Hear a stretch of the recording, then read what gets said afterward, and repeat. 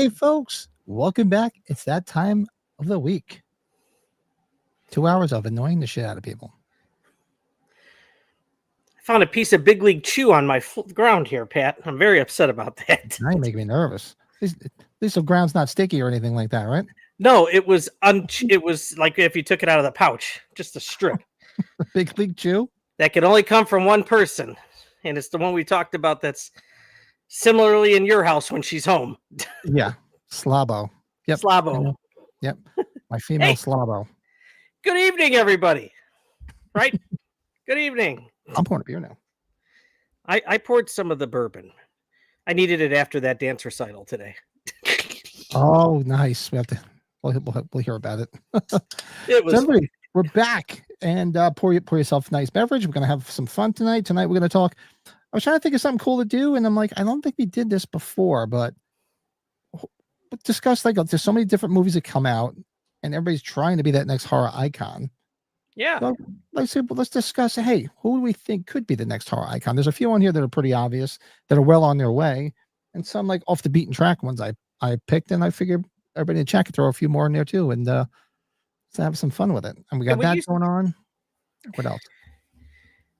Well, the cast ensembles, the kids. Oh, yeah, the top 5. We're gonna do our top 5 kids cast ensembles because we're gonna do a movie review of the Goonies because the Goonies turns 40 this month, and we're gonna watch it on Tuesday night.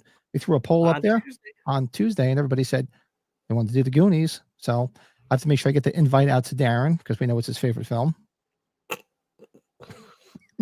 Indeed. So that's what we got going on tonight. What else everybody got going on in the chat? Let's see who's here.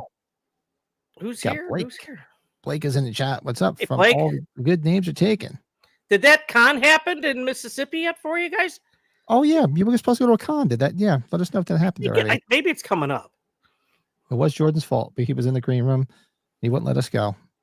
He was taking his clothes off. Woody was there, but he lost service. He's out in the middle of Utah. He lost service. Okay, so he was on right before. Okay, I didn't catch that. If you guys said that to me. Gene, what's shaking? Hi, Gene. Happy Sunday. Gene saw Hard Eyes. I liked Hard Eyes. I don't know why people. It was okay. It's growing on you. At first, you didn't as much though. Yeah, it was fun. You know, I watched it the second time. I watched it with Miserable Mike, and of course he ripped it apart. But I was like, this is fun. You can have fun with it. Yeah, indeed, dude. Hey, Michelle. Happy Sunday. Happy Sunday. Colin, what's up? Jumping in to say hi. Can't hang around as I'm up really early tomorrow morning. I know it's already 1:12 in the morning over there. Colin. Good to hear from you. Anyway. Buddy. Awesome. All right. You know, I don't know. Before we start, I wanted to ask you when we were talking about these horror icons. When you were saying some off the radar, were you thinking of ones that maybe aren't as really talked about as much, but they could really continue on with them? Is that kind of where you were leading to? Yeah. Yeah. Okay. The outcome. Yeah. Well, I put a little slideshow together of ones I was thinking about last night, and anything else pops up. We'll talk about it. We'll discuss it and see where it goes. And you never know. In a few years, I mean, there's a few on here that I know. There's one in particular. Everybody's gonna be like, "Oh, it's definitely going to be a horror icon." Oh yeah. But you got to remember, in circles of horror, it's big. But if you go outside of horror, certain things are like, they're like, who? Who? What? Come again? Who? What? JG, what's up? JG. All right. So tonight, I got a bunch of slides we could discuss why we think they could be a horror icon, why they maybe shouldn't be a horror icon, and if they're on their way to becoming a horror icon. And the first one is a given. Of course. Yeah. Of course. So everybody can argue, well, he kind of is a horror icon now. Not really, because if you don't talk to people that are like really into hardcore horror like we are, like us nutcases, they really don't know who the hell this is. Like if my wife knows a lot about, she knows horror movies. She doesn't really watch a lot of them, but she's familiar with what's out there. I say Art the Clown. She's like, Art the who?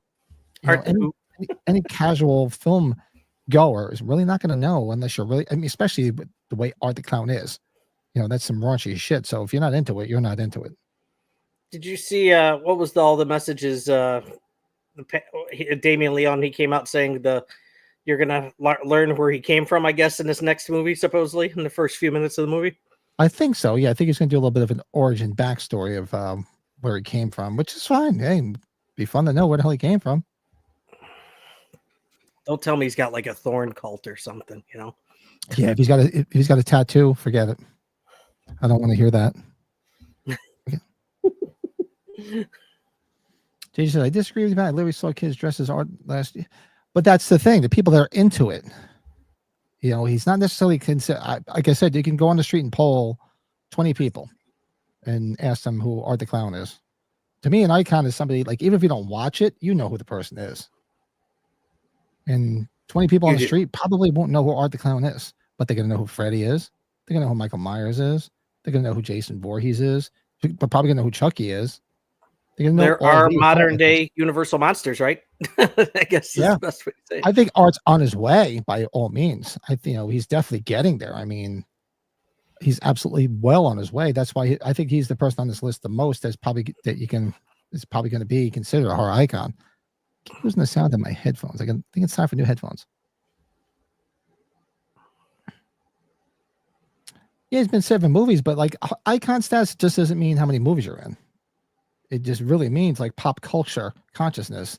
I mean, that's why I say this is one on the list that's pretty much well on his way, because now you go into Spirit, there's art shit. You go into FYE, there's art shit. So yeah, arguably he's on his way, but like I said, it's still a niche thing. You're thinking more than ever about merchandising, and social media is on top of that too with all this. Yeah. There's a lot of reasonings. How about, you know what? Honestly, you got to throw the conventions in there. Conventions, I think, are a part of this too. Appearances. Yeah. Yeah. I give you that, Fred. I completely forgot about Pearl. Absolutely. That's one that could definitely be on our way. I mean, I know it's a trilogy, but who knows if they do anything more. I mean, they could go someplace else with it, but that's when I left off. That could easily be one. Yeah, look, Michelle said the same thing, Maxine. Point, like I said, 8-year-olds, kids dressing up as him. Yeah, it definitely means something, but I'm just, to me, like an icon, like I said, is like everybody, even if you don't watch it, you know who it is. You know who it is, yeah. You know who it is. Colin says one of his favorite characters that is a modern icon for him would be Mick Taylor from Wolf Creek. That's another good one. And the Killer from The Collector, which may or may not be on this list. Good one, Colin. Oh, God, those movies. Hey, Ryan. Yeah, I love the Collector movies. Is there a new one coming out? Well, now it went back into production, I thought. Remember, they had those filmmakers on. Didn't the Thing with Two Heads had those guys on during COVID, or like shortly after the pandemic was silencing, and they talked about how that kind of screwed a lot of things up. That's right. Yeah, I forgot, because I love those movies. They're fun as hell. Merchandising. That's where the big money is. Absolutely. Mm-hmm. So yeah, I would say on the list, this one is pretty much at the top of the list. That, you know, within a few years, you could definitely arguably say, like I said, with merchandising, like JG mentioned, yeah, you see little kids dressing up as Art the Clown, which is pretty creepy, considering the. I don't know if I would show my kids this, but this generation is so desensitized because of stuff like this. I mean, come on, it's crazy shit. Absolutely. What about Johnny? Oh boy, yes. How can we? I see there's a potential there. There could be more of a backstory on why he is who he is and how he is.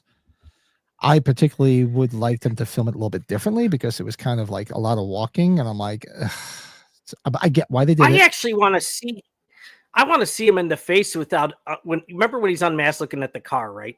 I want to see him kind of get crazy with his face like exposed. Because he kind of looks like Sloth, right? Imagine seeing Sloth go berserk. Sloth's illegitimate brother. Hey, you guys! Yeah, I love this mask. I love this old style welding mask. It's creepy as hell. And I mean, they had some great kills in it, but a lot of walking. It was a very athletic film. It was very aerobic. Because after a while, we're like, all right, he's walking. Okay, what else? Do something else.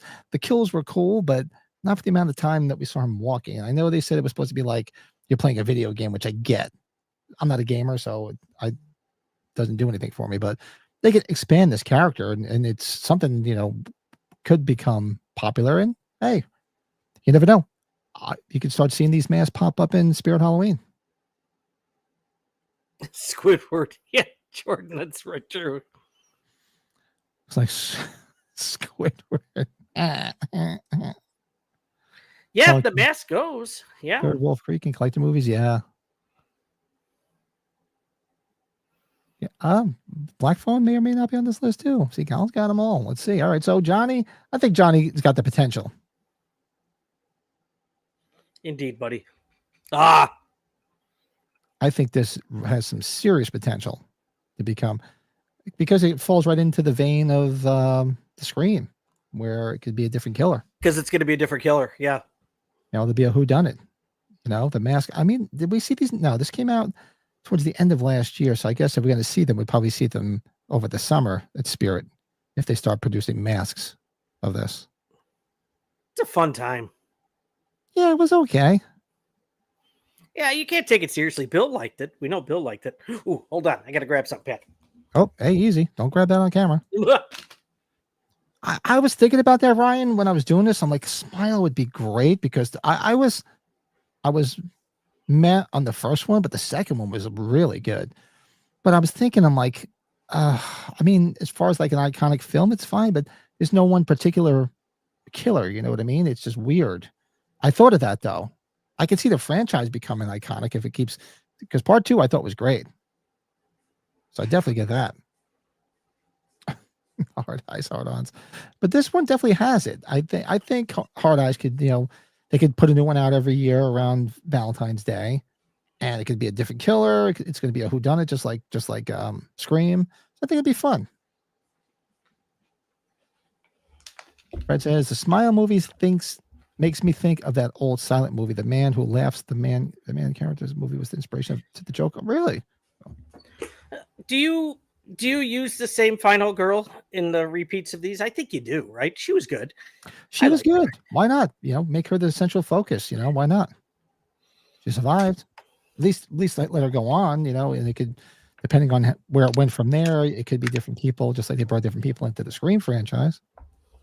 Had to take out I put a Bourbon County in the freezer, a biscotti inspired one. If you like biscotti. Biscotti. Oof. Yeah. Life would like that. It's light. John, what's shaking? Hi, John. You're searching old Hollywood. Well, there definitely is with the Wolfman and Invisible Man. Isn't there a creature from the Black Lagoon coming out again? There's supposed to be a creature from the Black Lagoon coming out. So yeah, there's definitely a big resurgence. You got to keep that same face, that same look, because it's still creepy to this day. What's that? Which one? The creature from Black Lagoon. Oh yeah. I mean, you want to do an updated version of it, but don't change it too much, because it's so iconic and it is creepy as all hell. I mean, if you watch the original one, it is a creepy film. I mean, I think the black and white makes it even. Old black and white horror films, that really makes it. Oh yeah. Like Land of the Living Dead, I love it that it's in black and white. I've watched it in color and it just doesn't have the same effect. Hey Herbert, how you doing, bud? Hey Herbert, what's shaking? So Hard Eyes, definitely potential. Let's see. Carver. Massive potential, because this movie turned out to be a big hit.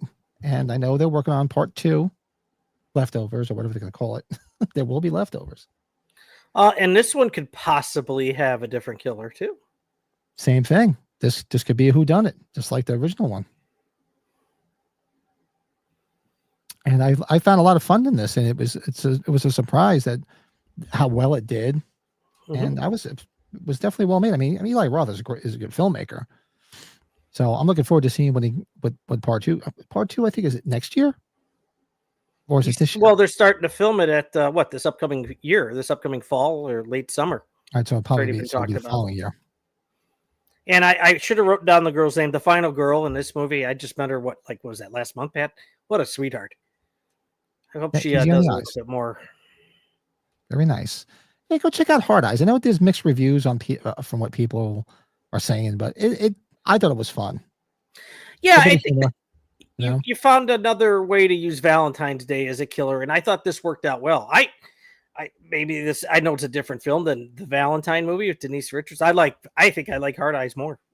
So honestly, I think it's got more rewatchability, Hard Eyes, because I can have a lot more fun with it. I mean, Valentine was fun too. Yeah, but I think I like it a little bit better. Lagoon, you realize that is as many precursors to Jaws. Yeah, I mean, oh, absolutely, Slasher Fred. Yes, arguably the first horror movie set in water. I really don't know. That'd be something to look up.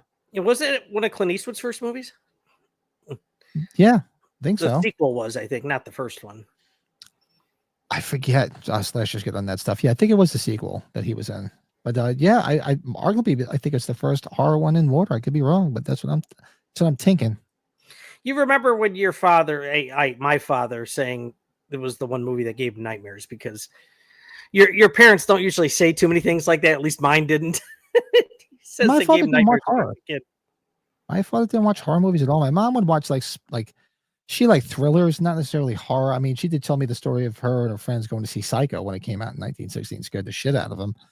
But neither one of them were really into like horror films. So I don't know. Hey, Michael, what's shaking?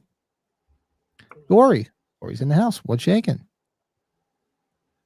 Speaking of John Carver, they should do a real movie of werewolf women of the SS.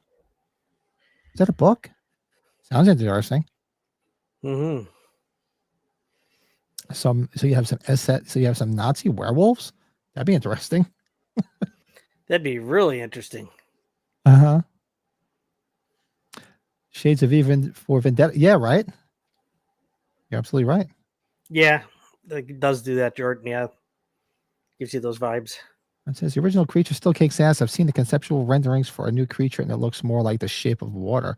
I haven't seen what the new one looks like. I hope they don't. Oh, I didn't either, John. I might have to look that up online. Ugh. Yeah, I didn't see that. I hope they don't because it's just such a creepy look. Cody Decker. I like horror films. I'm a big fan too. We can do a countdown of horror films. Yeah, we can. Not to twist my arm, but John Carver. Look at Michael, damn it.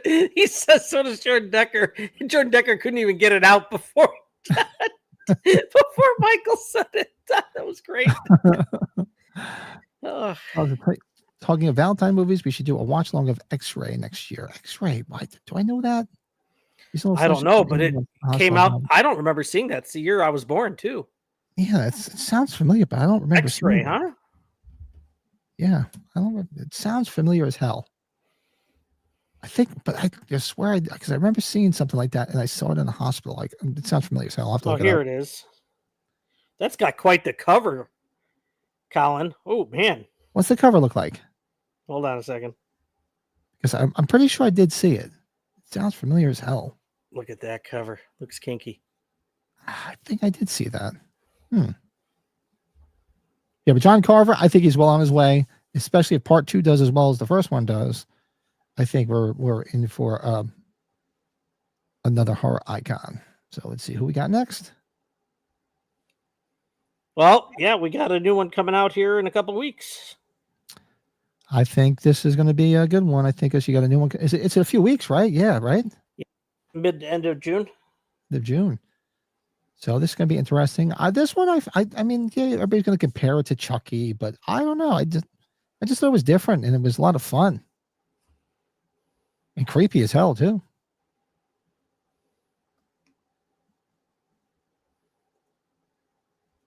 Let's see. I would love to see an actual Jersey Devil movie, a combination of Amityville Horror, Blair Witch, and A Quiet Place. I wouldn't mind it. Didn't they do a Jersey Devil movie?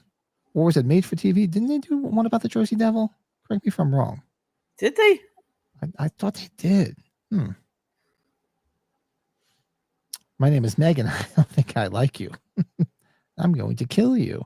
Yeah, this was a lot of fun. I liked it. I liked the concept of it, and was a lot of cool AI, I guess you can say it is. So part 2, I'm looking forward to seeing how part 2 comes to fruition, because there's a few on this that are going to come here where the killers do die in the film, but that doesn't mean shit. Did you see the trailer for it? No, I didn't see the trailer. It looks it's probably not what you're expecting, but it is maybe what you're expecting. It looks check it out, Pat. Yeah, I just wrote it down so I can look at it later. I completely forgot about it, to be honest with you. So this one I think is definitely well on its way, because I think there was costumes for Megan too. But there wasn't. You know who she needs to go up against, and maybe it's coming up on your list. One of my favorites, Esther from Orphan. Yeah. Oh shit! Did I put her on the list? I don't know, but I don't should've. think she gets enough credit. I really. No, that's a good one. I didn't put that. Sorry, we said one here after your slides, but yeah. No, that's fine. So I told everybody. I said, no, throw them in the chat. You throw some out there too that they may have missed. So I definitely missed that one. I mean, Smile I did think of, but I was like, well, it's kind of hard because it's not really a specific person. It passes from person to person. Sort of like It Follows. I was going to put It Follows on here, but I'm like, it's sort of just it's different people every time. We might have to put X-Ray on maybe for maybe I'll start getting stuff together for a year from now.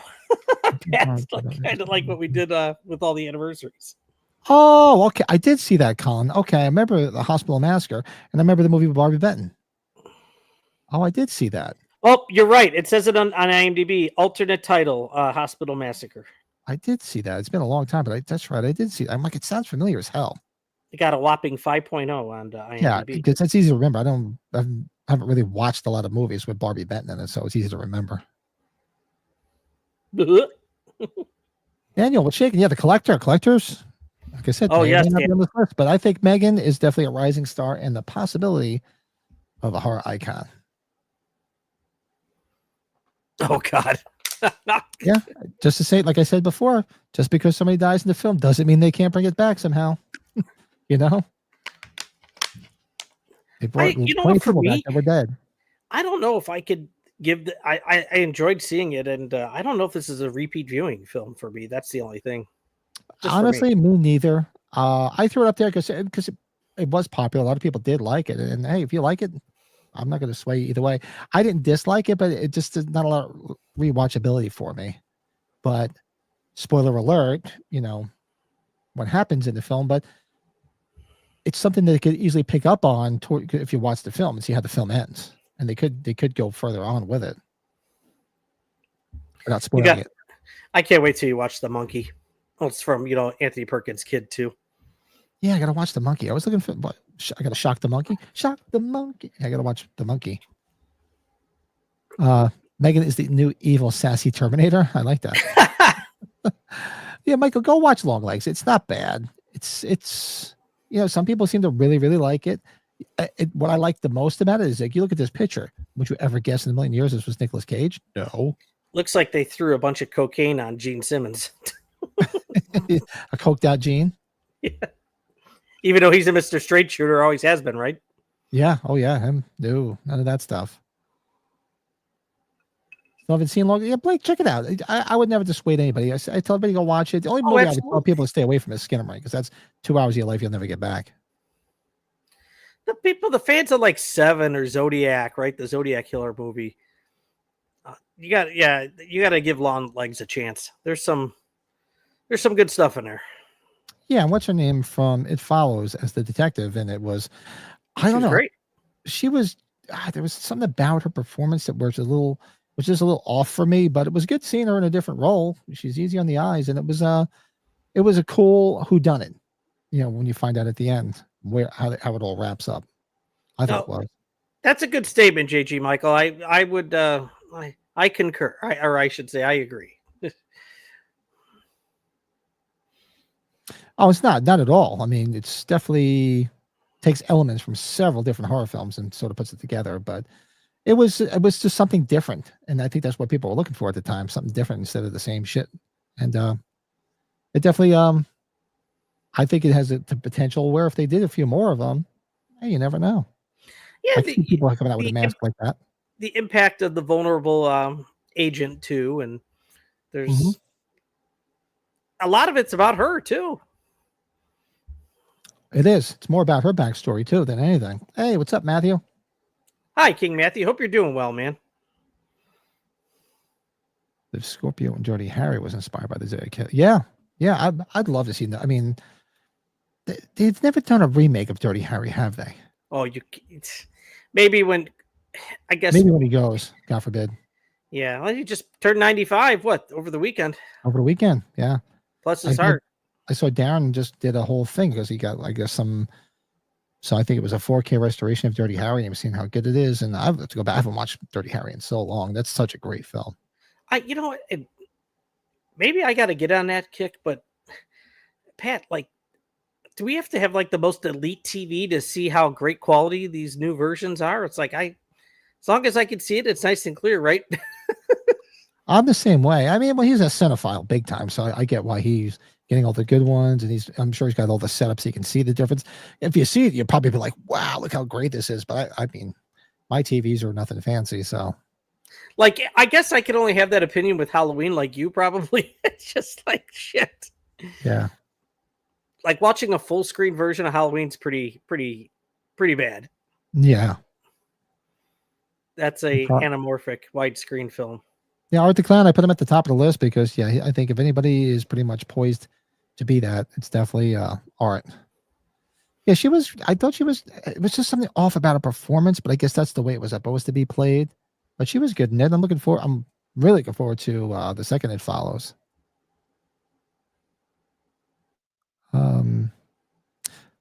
Andrew Robinson, yeah, he was great as the Scorpio killer in that movie. He was creepy as all hell. Certain movies you don't want to see in high def, like Phantasm, Dawn of the Dead. Some of it, well, that's it. Sometimes it takes away from it. If it's too clear, sometimes like The Fog. Yeah, like, wow. Then you got more work to do. You got more work to clear it up than to clean it up. Yeah. Yeah, and then you start to see things that you shouldn't be seeing, and then it starts to takes away from it a little bit. But yeah, I like the grainy look. The grainy look, yeah. Hey, you can't tell me that everybody noticed John Carpenter's cigarette smoke in the 80s in Halloween. Nobody did. That started coming up more when probably the Criterion version or yeah, really. Oh, here you go. I mean, this just came out a while ago, but they could have really won somebody. I mean, it was kind of popular. Me, don't throw anything at the screen. I thought this was completely overrated. I didn't think it was a scary film whatsoever. Actually, the screaming kid annoyed the shit out of me through the whole film. It was a slow burn. I do understand why some people like it. It wasn't my movie either, Pat. It wasn't. Yeah, it wasn't for me. It wasn't for me. If you like it, that's more the power to you. But because I remember my wife and we rented it like when we do the movies in the backyard. So we were looking for a spooky movie. And I'm like, oh, the Babadook. And I read it to her. So she's like, yeah, we watched it. We both like, this isn't, and my wife, she doesn't like horror movies. Kathy watched this movie. Kathy watched it. She's like, this isn't scary. She's like, this kid's annoying the shit out of me. All he's doing is screaming and crying through the whole fucking thing. It's like having our kids all over again. So it's something that could be expanded upon, and it's a creepy premise. Maybe with a remake in a few years, it could go further than this. the Babadookie. Yeah. Michael, damn it. Look at that. 3 months. Thanks, buddy. Awesome. Happy 3 months. Yes. Happy 3 months. And folks, if you're interested in becoming a member, there's several different tiers. You're more than welcome to. And if you haven't hit that like button, let's get the likes up. Touch the like. Whenever there's a 3-month anniversary, you should do like the TSL music. No, just kidding. There it is.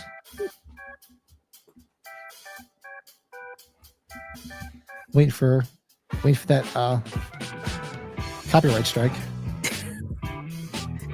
Did you just happen to find it? Is that what happened? Or it comes in the Roadcaster preset.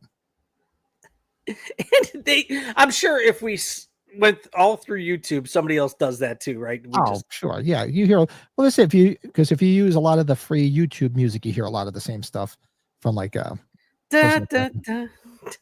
Babadook. Yeah. Like I said, if you like it, hey, it wasn't for me, but I was just going through it. I'm like, this is something they could expand on because it's very easy it's just a spooky premise that could easily go on and on and on and on. So I figured I'd throw it up there as one, and let's see what's next. Oh, ooh, yeah. Yeah, ooh. I mean, obviously we know how this turned out. That doesn't mean that somebody could be a copycat, or it could go further from there. Maybe the deaf girl, somebody does a copycat on her, and they come back, but the mask can go after her again. I always thought this mask was creepy as hell. This movie was a lot of fun. Yeah, cease and desist from the desk of TSL Movie Podcast. Yep, George got it on his too. Yep, we found you out. But this movie, if you haven't seen Hush, this was a Netflix movie, wasn't it? I think it was. Yeah. Was it Netflix? I think it was a Netflix movie. But if you haven't seen it, this is a lot of fun. The mask is very Myers-ish to an effect, almost like a Kid Myers mask. But the storyline is good. You know, you have the deaf girl all alone in the house, and he's stalking her. And I think this is something where it's almost like The Strangers, where you can easily move it on. You know, somebody could just obviously know how it turns out if you've seen the film without spoiling it. But you could easily have her in another film where somebody's going after her again. Maybe somebody he knows, somebody's related, or just a copycat. Star Mike or director Mike Flanagan, who you just watched, is Dr. Sleep. Dr. Sleep, yep. Da, da, da, da, da, da. Darren shouldn't mind these pictures of dirty toilets. He does, though. He does. You Americans and your dirty toilets. But yeah, Hush was one I thought that would be fun. Let's see. Yeah, this is probably a hot on our list. This one, Pat, right? Yeah, this is one I think that because the way this turns out, how the Rambo type girl, how it ends, but it could easily go on from there, and people could just be like vengeful of these guys because obviously, spoiler alert, they all get killed. They could come after her and go after her family, go after her again. There's so much more it could have went on, and these masks are and these outfits are like primed for like Halloween costumes. Badass. If you've not seen Your Next, it's a lot of fun. We did watch this. Did we do a watch along with this? We did, and we had a lot of fun. This would be one we'd probably have to repeat. We like it a lot. It's fun. Your Next is we're both big fans because I love how she turns into like a freaking Rambo girl. It was awesome. She's called Hard Pussies. Sure. There was also a 1998 thriller called Hush, but it had different plot. It was with Jessica Lange. Oh yeah, I remember that. Yeah, with the whole pregnancy thing. Yeah, that's a weird movie. Did you ever see that movie? Mm-hmm. Yes, I did. Ugh. God, Gwyneth Paltrow did some bizarre ones at that time. Yeah, but if you haven't seen this, go check it out. This is a lot of fun. Some cool. Oh yeah, dude. It's a whodunit, and it's a real good plot twist at the end. They all did it. Yeah, it's a real good plot twist, so that you don't see coming. So it was a lot of fun. Go check it out if you haven't seen it. All right, Chief, take them away. Yep. Yeah, I get it, Pat. I get it. Not my cup of tea. This movie does nothing for me, but there's a lot of fans of it out there, and I'm surprised that it hasn't gone on. I'm really surprised. But for me, yeah, it just as well. What's his name would say? Randy Jackson just doesn't do it for me, dog. Just didn't do it. Well, I don't think you saw. Did you see the Rock Santa Claus movie where he's got to rescue him? What's it called? Red. I don't know what it's called. Not Red State, but it came out last year, and there's a Krampus character in it. No, and the Krampus in that movie was better, I thought. Was it? Yeah. Yeah. I think I watched this. I remember watching this, and I was like, Then I gave it another shot around Christmas time, like a year or so ago, and I was like, You know what, Pat? What we should do? Maybe one night when, I was going to say it way too raunchy there. Maybe one night where we're just in the background having a cigar or something. We turn it on. Yeah. Turn it on. We watch it, and then we say, "Should we do a watch along of this, like right around Christmas time?" Yeah, we'll do that. Yeah, we've never done this at Christmas time. This is one of the ones that we've not done yet. Yeah, this one Brett brought up, I think was you or Brett. Chat brought it up. Yeah, but I completely forgot about Esther from the Orphan movies, and that could definitely be one. Hey, Leanna, what's up? Hi, Leanna. Happy Sunday. Yes. Jordan loved Krampus. Made his loins tingle like Chris Kringle. Well, the girl that plays the actress, I should know her name, but she's going to be at Horror Hound in Cincy. I might have to make the trip, Pat. Might have to make the trip in September. We'll see. You gonna get a poster signed? You get a Krampus poster? Oh, not Krampus. No, I'm talking Orphan Esther. Oh, I think that the girl that was in this. Oh, yeah, that tell you, man, that movie. That's another one I watched with the wife because we were just trying to find something to watch, and that twist ending, we were both like, wow, we didn't see that shit coming. I didn't see it coming at all, and that's why, Pat, I'm shocked you haven't seen the second one because it's a totally different direction they go, and not in a bad way either. So. Yeah, I have to check it out. I've got to write it down because it's because I've been so busy. I was on a tear. Remember, I was on a tear watching tons of movies during the week. And I've just been so busy, so I have to get back on it. So I'm going to write this list here. I think you'll agree with me. It's a better. It's not as good as the first movie, but it's a good follow up though.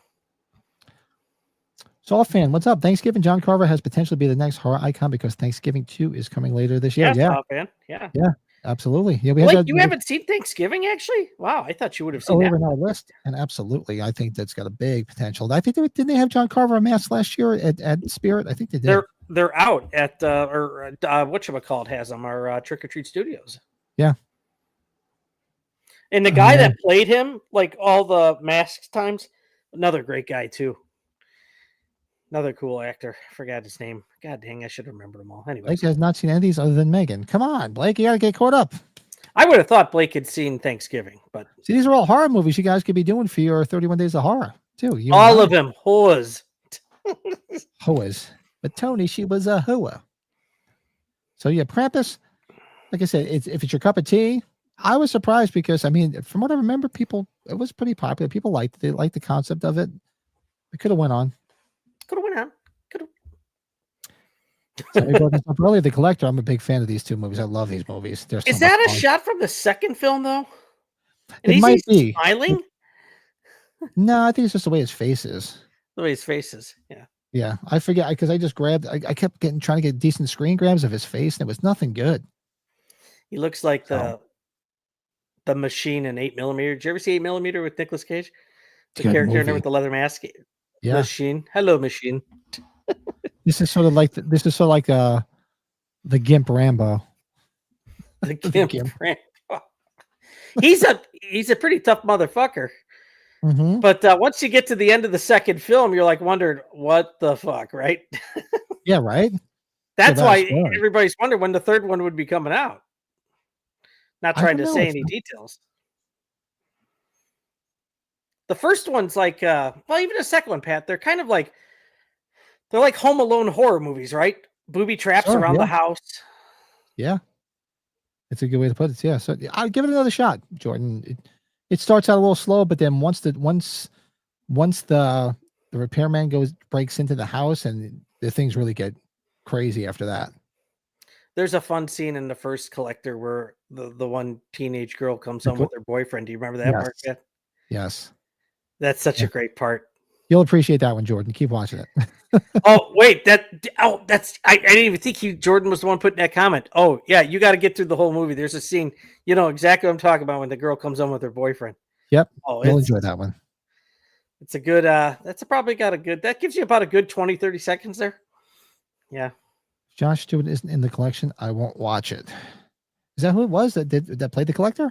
Or is that the other guy? Josh Stewart, the guy that's in the first two movies, the thief. That's the thief that's tried to, okay, I didn't know what his name was. Yeah, he was good. He was really good. He was in the Nolan Batmans, or at least one of them. I know that. Yeah, he was good. He really does. He definitely makes those movies. I mean, The Collector is awesome because he's sick fucking. He's got some crazy traps and shit. But yeah, he was definitely good. And you got to watch the Collector's facial expressions when that girl comes home with the boyfriend. Do you remember that, Pat? He's like... He looked so random in that scene. Exactly, Jordan. Just keep watching. You'll appreciate it. It is a little bit of a slow start, but it gets a lot better. A lot better. That's the one part. I'll admit it. That's the one part I remember from that movie. A lot. I don't know why. Yeah. So if they keep coming out with these, could definitely be a horror icon if it goes forward. Why not? That girl's got her head upside down and shit. Mm-hmm. Yep. Watch it, Jordan. Yes. Victor Crowley, I mean, you could argue he kind of is, but you know what? It's still, the Hatchet movies are still a niche thing.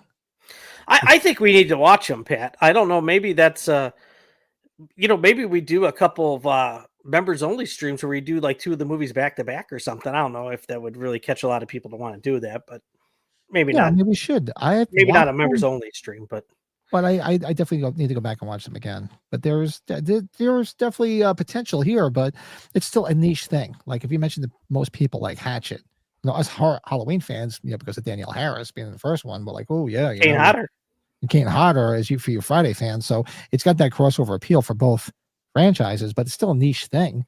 But it could easily, become bigger. It's funny that whole series. If you look at the cast that's been in those movies, what's there, 4 of them? like God, you had Tony Todd in one. You had Zach Galligan's in one of them, which is really random. And of course, our beloved Danielle. Yeah, Danielle, and what's her John Kreese from the Karate Kid and Cobra Kai. He's in one scene in the first one. We could do a watch. We couldn't stream it, of course, but yeah, we could definitely do watch alongs of it. JG, definitely. Oh yeah, we can't. Yeah, the films. Yes, they would shut Pat down, and that would hurt. What's that movie that came out? Oh, it was earlier on. It was Johnny from In a Violent Nature. In a Violent Nature, yes, from the video. It's like a video game. Watching a video game. Yep. Yeah, that's what I figured. But I would love. Yeah, I figured, JG. Sorry, we figured as much. We'd love to stream the films, and it just sucks that they don't let you. But I get it, because if the channel's monetized, I get it. But if we did that, I would just you can set your streams to not be monetized. So I would just hit the don't monetize it button, and just so we can watch the movies. But they won't let you do it regardless. They just won't let you do it. They'll just they can't do it. They can't do it. Not gonna do it. They won't let you do it. But Victor Crowley, I think. Now, are there any plans to make any more of these films? I don't follow. I forget the actor's name, but he did that show, the comedy show, or the director who made these movies. Nice, real cool guy. Adam, is it Adam Mark? No, not Adam Marcus. Is dude did Jason Goes to Hell. It's Adam something, isn't it? Oh fuck! Somebody's gonna probably say it in the chat before. Yeah, I forget his name. I was just curious if they were coming out with any more. Adam Green. Adam Green. Sorry. Adam Green. Oh Jesus! Yeah. Wife's texting me. This can't be good. I think he wants to do another one as time's been away slowly on it, but. The other thing, Pat, with these movies are the killings are really, there's some really creative killings too. There really is. I mean, it's sort of like it's a good mix of like Wrong Turn and Friday the 13th, but with comedy probably. Well, a little hint of comedy. Well, there's a little hint in some of the Friday movies, but yeah, a little bit of hint. You want to see a guy grab a mouth and just like from each side and. Sorry, spoiler. That's only. Yeah, spoiler alert. JG thinks his hatchet ranking maybe 2, Crowley 1 and 3. Yeah. JG, I'd probably tell you I think 2 is the best one too, from what I remember. 2. I think so too. Yeah, 2 had some fun kills. Horror on Tap. We need a one night in Paris watch along. We could do that. That's not the John Travolta movie where he's got the bald head, is it? No. That's the Netflix movie. The Netflix horror movie, right? That's the Paris Hilton sex tape.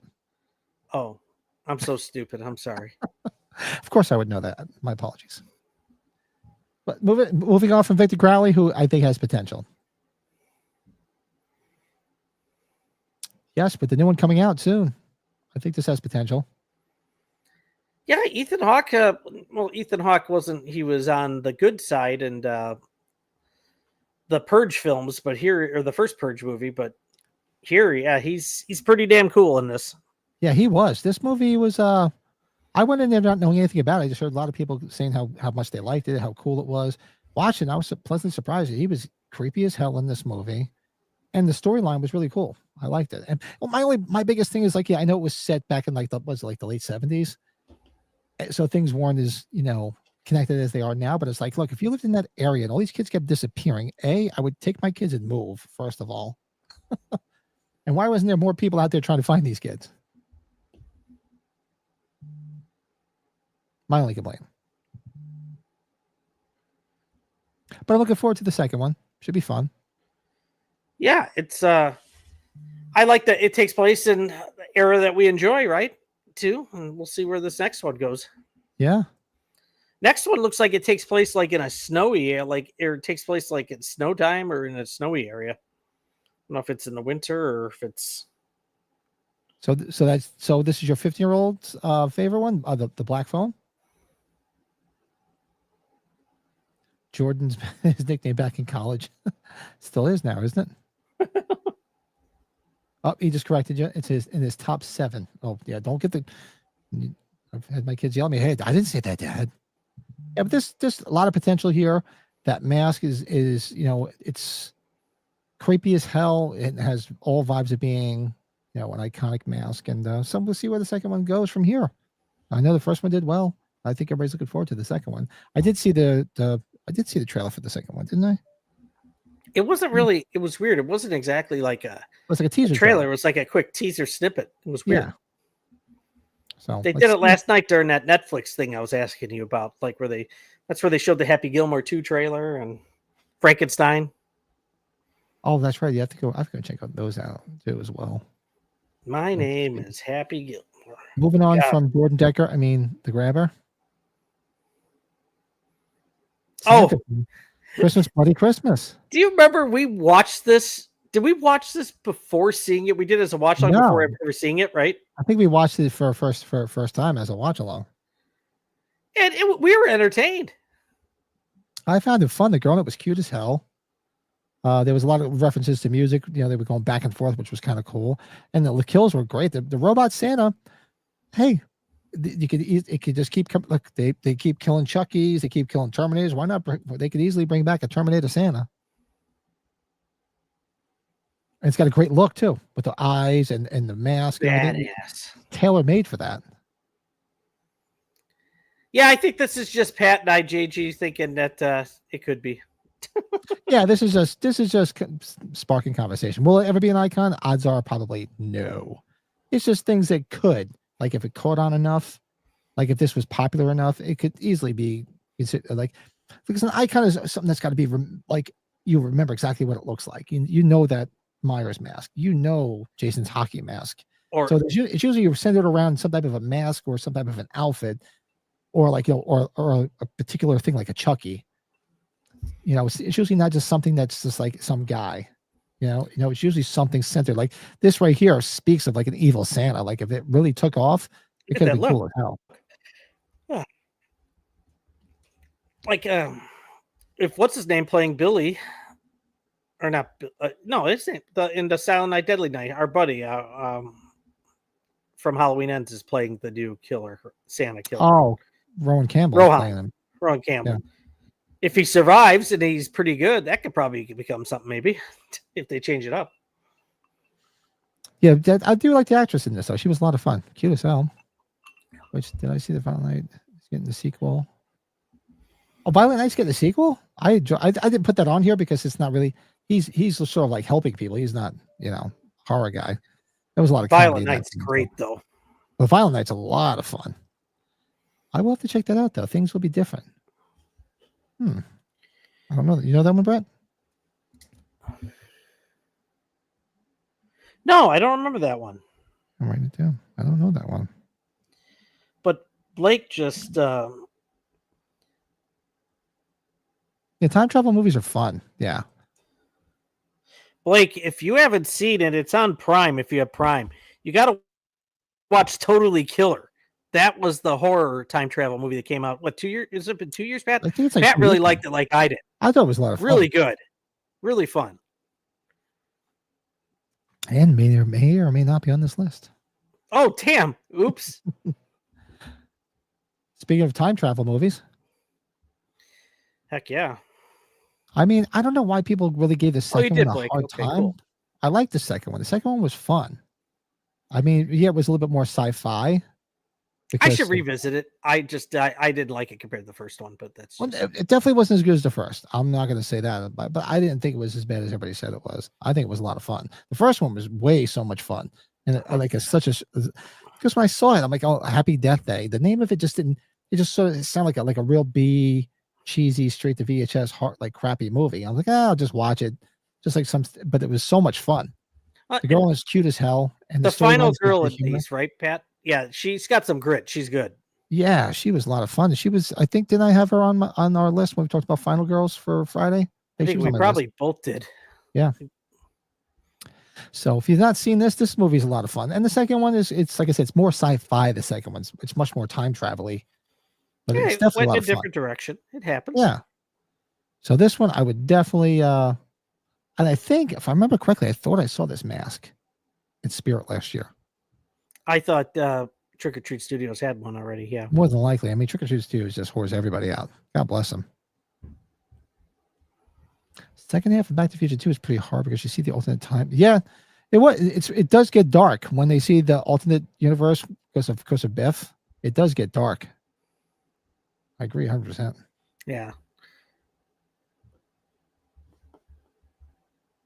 Remember this one? I should know who this is.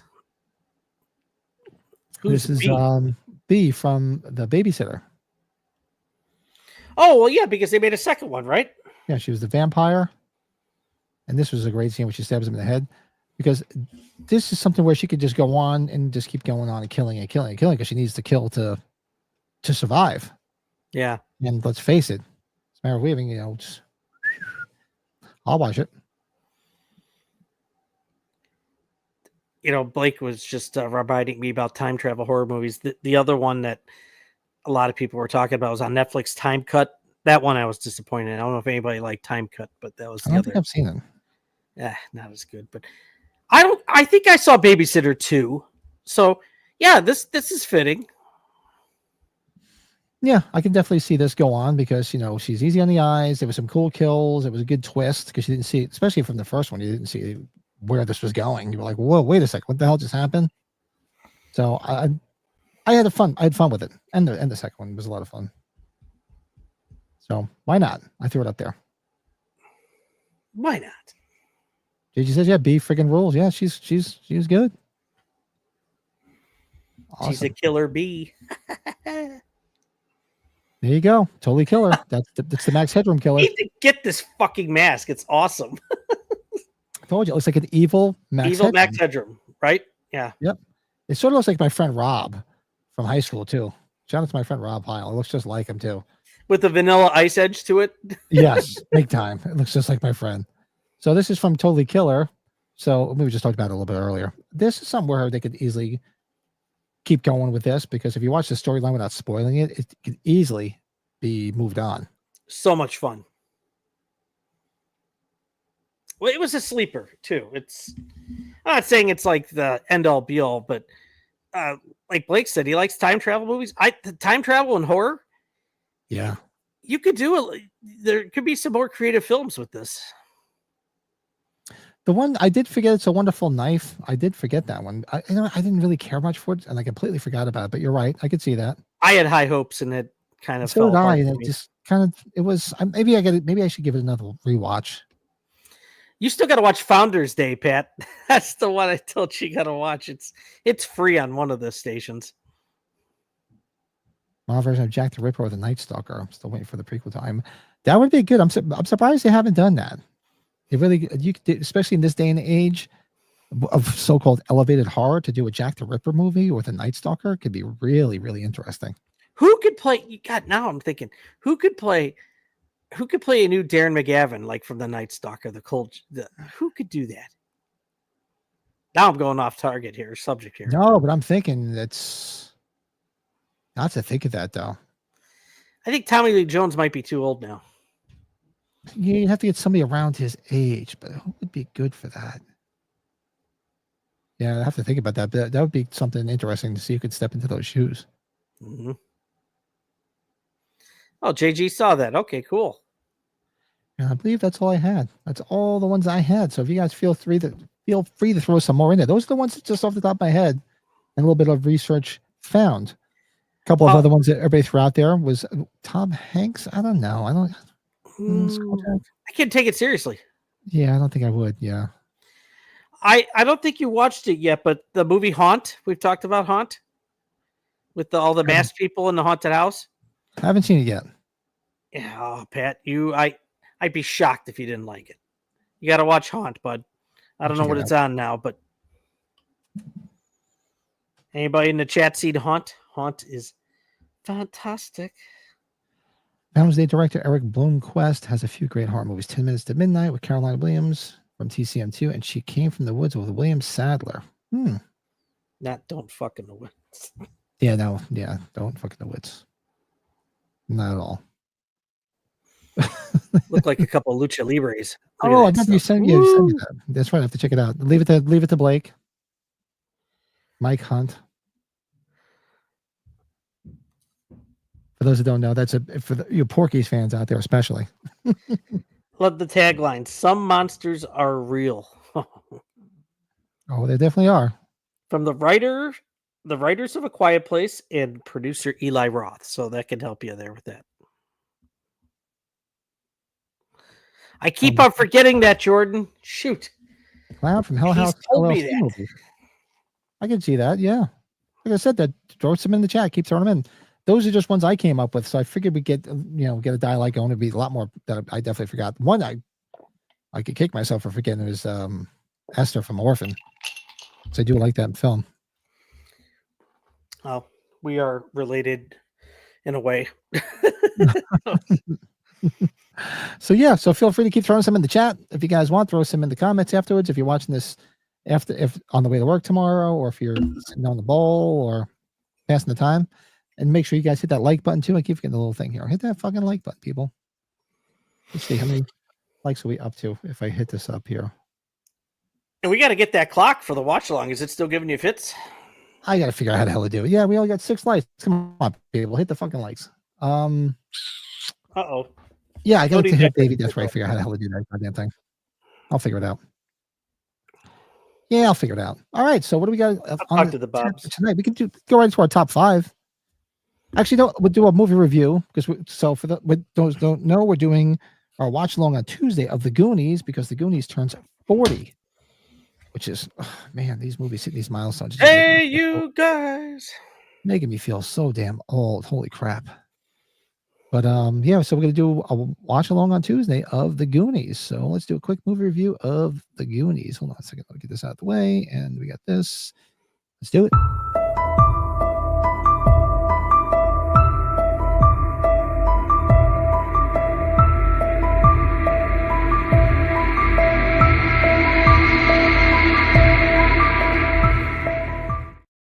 I always forget to update my little banner here. The Goonies. 1985. What a year for movies, man. Unbelievable year for movies. Tonight, yeah, movie review of the Goonies. If you haven't seen the Goonies, what rock you've been living under, I have no freaking clue. So we're super psyched to do this on Tuesday. This is what everybody voted for. I put the poll up last week, and it was overwhelmingly for the Goonies. I was actually kind of pulling for the Devil's Rejects, which we should do eventually because that turns, 20 this year? 20. The Devil's Rejects. It's 20, yeah. Yeah. So the Goonies. We're gonna get that. Bruce, we're past Bruce going, but I saw this in the theater, and it was fun to see in the theater. And I remember loving it in the theater, but everybody found it more so, I think, when they found it on cable, and it just became huge after that. But great cast. So stick around because our top 5 tonight is our top 5 kid ensembles, and this is right up there because you had a young what the hell's his name? Josh Brolin, you had Corey Feldman, Sean Astin. What's the cute girl's name? Carrie Green. The other girl that's been in a bunch of films. The one that was her in Parenthood. Yeah, the Parenthood girl. I can't think of her name. She's in it. I mean, it was a great cast, as well as you had the Fratellis, which is awesome. Joe Pantoliano and what the hell was Robert Davi, Arthur Plimpton. Sorry, Arthur Plimpton. Yeah. So what the hell was the old lady's name? This is Fratelli from Throw Mama from the Train. Ann Ramsey. Erwin. Yeah, she was just awesome. So for me, this movie, it's a great storyline. The great Lyle Alzado played Sloth. Sloth was awesome in this, and it's so much fun, especially as being a kid at that age. It was like, imagine being on a quest like that at that age, because you always go out and do things. I grew up in an area that wasn't so wooded. There was a lot of woods at my parents' house, so we used to have we had a fort there. We used to play army and manhunt, so we did all sorts of shit like that. But it just takes you right back to being a kid, and imagine finding this map and going on this quest like that. So it was cool as hell. So this movie for me, oh God, what the hell I give this movie out of 10? It's tough, right? It's tough because this is good. I love the Goonies. This is going to be a solid 9.5 for me. There's nothing wrong with this movie. This movie is perfect. It's so much fun. The casting is perfect. The music is great. The setting is great. All the characters are you can't forget Data. Look at Data. Who would have thought 40 years later Data would win a freaking Academy Award for a shitty movie? Yeah, and now he's in that movie. It's on Peacock, which I still want to watch. I heard it's fun. Is Love Hurts. Looks like an action comedy. It's got to be better than that. Everywhere, all at once, pile of dog shit. Everything hurts all of us watching it or whatever. Yeah. Oh god, that movie. Yeah. Pity Oscars all around. Here, everybody, take a pity Oscar. Heck yeah. Yeah, the Goonies. You hit everything, Pat. It is probably my first experience going to the drive-in. It was one of the movies I saw at the drive-in as a double feature. I can't remember what the other movie was. I don't think it was Ruthless People because I think Ruthless People was the next year. But regardless, Richard Donner is, God, he lived pretty long. He had quite the life. He got to the 90s. He's a great director, great filmmaker. The kids, everybody loved working with him. I never heard a bad thing about working with the guy. I love Robert Davi and Joey Pants. They're great as the brothers breaking out of the jail at the beginning. It's so much fun. And, Joey Pants had a good run around this time. The next year is where he's Snake from Running Scared. So this was a good time for Joey Pants for me. Well, right before this was Risky Business. He was Guido. Oh, that's right, Guido. Fuck, you're right. He had a good movie every year because I think that's 84, right? Or 83. It's 83, 84. I forget. So, but yeah. Regardless, Cyndi Lauper. I remember this movie quite a lot because of Cyndi Lauper too. Yep, Cyndi Lauper around this time. Blake, you're in the chat. This is right around the Rock and Roll Wrestling. This is when the WWF really kicked up their thing with WrestleMania and Cyndi Lauper. But it's a fun adventure film, and I was contemplating. The kids haven't seen this yet, it's just because it never came up. Sean Astin. I love Sean Astin. Whenever he's been the lead, I've really enjoyed it. Like Encino Man, I love that movie. I love Toy Soldiers. Toy Soldiers is great. People haven't seen Toy Soldiers. A lot of people don't talk about that movie. Go out and watch that movie because that's action. It's like Die Hard at a college or not a college. It's a private school. Private school. So. Yes, he's Sinclair from Ready to Rumble. Yeah, that's right. He is the Eric Bischoff of in that movie. He's the promoter, the booker. But yeah, a lot of back and forth. And Sloth, the gentleman who played him, is no longer with us. I forgot his name. I saw it. Lyle Zato. Yeah. Yeah, he's been for the Raiders, I think. Since the late 80s. Yeah, it wasn't too much longer after the movie was made. Yeah, he played for the Raiders. This is one of those movies, too, as we can all say, it's been talked about to have a sequel forever. Well, it's greenlit now. It's greenlit, isn't it? That was a rumor. I don't know if it's true or not. I'm going to tell you if it's true. I don't know. With Richard Donner being dead, if somebody's going to tackle it, maybe Spielberg should, since he was in the part of the production. I don't know. Be creative. Maybe the kids have maybe they all come back as the kids, right? Or their kids are involved in something similarly, and they kind of all maybe team up together, right? I don't know. Yeah, I don't know what the storyline is. I'm assuming it's going to be their kids. It's 40 years later, so it's going to have to be their kids. The one jock really always pissed me off in the movie, but that's what he was supposed to do. Where he holds on to Josh Brolin on the girly bike. Remember, he goes flying off of the bike. Remember, he holds on to him as he's driving. He was great in One Crazy Summer. Oh, that's the same guy. But remember, Cary Green brings the jacket up through the well, right? You Goonies! Andy, oh, shut up, you little bag. He was also in. What was he also in? He was in The Last American Virgin. He was in that too. Oh, that guy. Oh.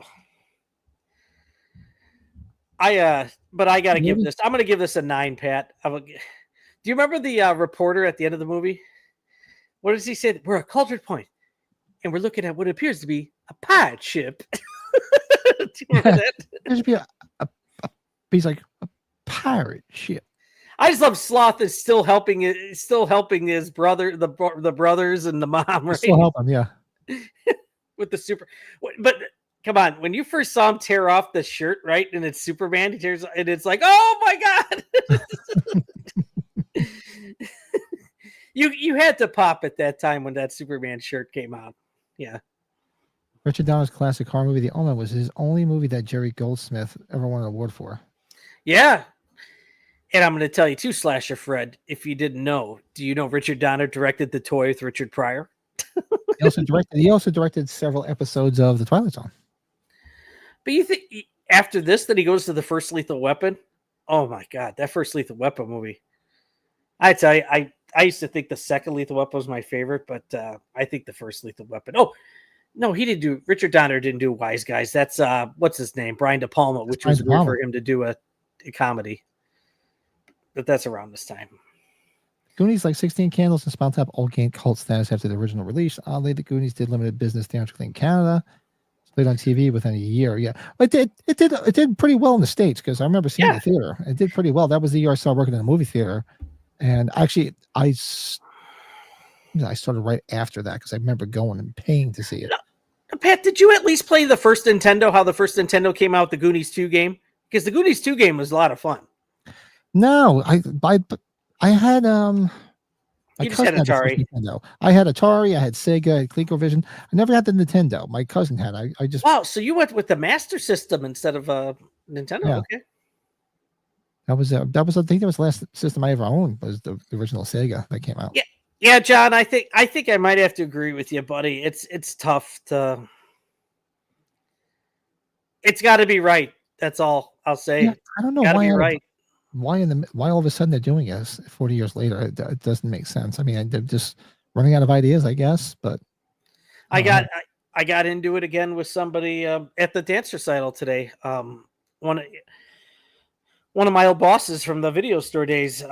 His wife helps run the dance studio, so I know him from the Blockbuster days. And he was like, "That Beverly Hills Cop, that fourth movie is terrible." I'm like, "What are you talking about?" It's like it wasn't perfect, but it was the best that it could be. It's just, what are people doing, right? Come on.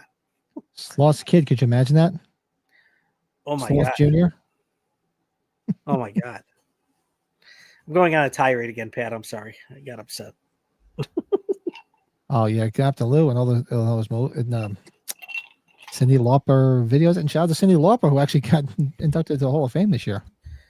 Rock and Roll Hall of Fame. Maybe the WWE Hall of Fame will be next. I think it's true that TV gave Goonies new life. The TV cut also has scenes that aren't in the theatrical, I believe. Is it? I don't think I've ever watched it on regular TV. I have a really nice edition of then it must be like the 30th anniversary or something, because we're doing what, 40 years? 40 years. It is on Max, though. When you guys, if you're gonna tune in with us on Tuesday, it's on a couple different streaming platforms if you don't have it. But this is probably one where a lot of people probably own it. Yeah, I have this. This is one I do have on DVD. It has 3 exclusive scenes. There's a composite of the theatrical and TV cut that's floating around called the Inferno cut. Really? I didn't know there was additional scenes. I had no idea it was different than, because I don't think I've ever watched it on regular TV. But yes, that's the Goonies. So what did you give it? What was your ranking? I gave it a solid 9, bud. Solid 9. There you go. See, you don't do your little introductions anymore, Pat, do you? Or did you do one there and I missed it? No, I did it. Actually, I got a compliment from John. He's like, "Oh, it's pretty cool." I'm like, "Thank you." Maybe the bourbon's kicking. Boy, I hope so. Sorry for being. Hey, look, we're all nerds here. You're in good company. Don't come on. You're in good company. You're amongst the company here. Yes. Our people. Look at what Pat and I are wearing. We're wearing matching Michael Myers hats, for crying out loud. I'm wearing a Rambo shirt for crying. Same underwear and everything. Yeah, so make sure you guys tune in Tuesday night. Watch the watch along. We're watching the Goonies 40th anniversary, and it's just so much fun. So I'm really looking forward to Tuesday night. Good. You know, I also thought, Pat, when we talked about Rocky IV later in the year, because Stallone had such a good year in 1985, that's Rambo First Blood Part 2. That could be a members only watch double feature, maybe. I don't know. I'm just guessing. I'll be up for that. I'm game. Just another idea. Even though we're a horror movie podcast. Jot that down. Yeah, but we say horror movie, but we're whores. So that's what we should just change it. We should steal from Jordan. Just call ourselves the horror. So we're whores. Now, did you see both Rambo Part 2 and Rocky IV in the theater? I'm guessing you did. I did. I saw both of them in the theater. Yep. The only ones I did, I think I want to say Rocky IV was probably the last one I saw in the theater. Well, 5 didn't last long in the theater. Yeah. 4, I think 4, because I remember 4, God, like Eddie Murphy said, everybody was coming out like, yeah, rock. Because it was like, him beating the Russian. It was either number 1 or 2 for the top moneymaker of the year. So I know it's the biggest Rocky moneymaker of the series. So that was the last one, if I remember correctly. Yeah. Anyways, I didn't see First Blood in the theater, but I did see Part 2. Because First Blood was First Blood was kind of a sleeper. I didn't see it until it was on cable. But part 2 was a freaking big summer hit too, right? So it was good year. Big. Adam, what's shaking? Hi, Adam. I love that avatar. Good stuff. I love his avatar. It's great. So tonight, our top 5 tonight. Let's go right into it. Since we're going right from Goonies, we're going to our top 5. So tonight we're ranking our top 5 kid movie ensembles. So kids, sort of like the Goonies. What was movies that really stood out to you that had a great cast ensemble of kids in it? That's iconic. Let's see. Well, I'll have to update my thing while we do the intro. So let's do our quick intro.